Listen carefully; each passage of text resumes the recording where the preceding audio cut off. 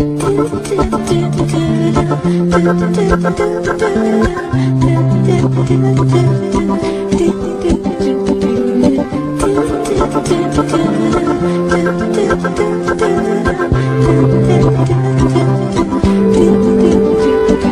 descrizione di un attimo, le convinzioni che cambiano e crolla la fortezza del mio debole per te.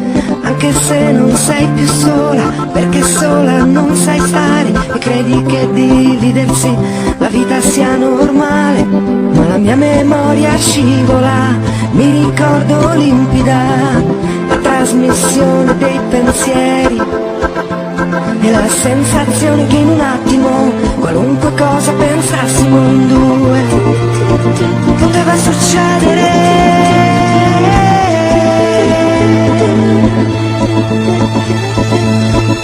E poi cos'è successo?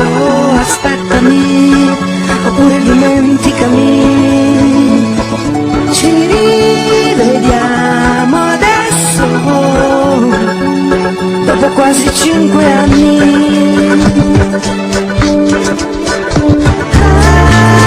Come sempre sei la descrizione di un attimo per me.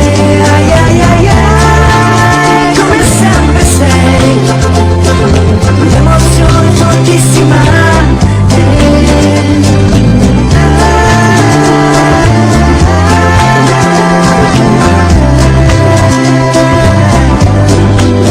Ai ai ai ai, come sempre sei bellissima.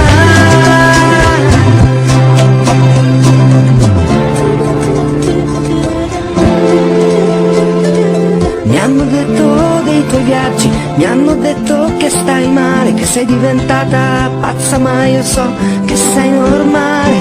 Mi chiedi di partire adesso, perché i numeri e il futuro non ti fanno preoccupare.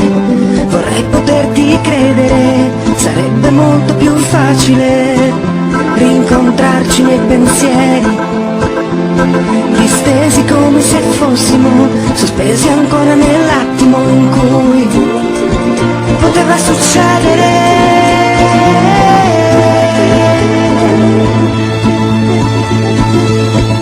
E poi cos'è successo? Aspettami, oppure dimenticami. Ci rivediamo presto, fra almeno altri 5 anni.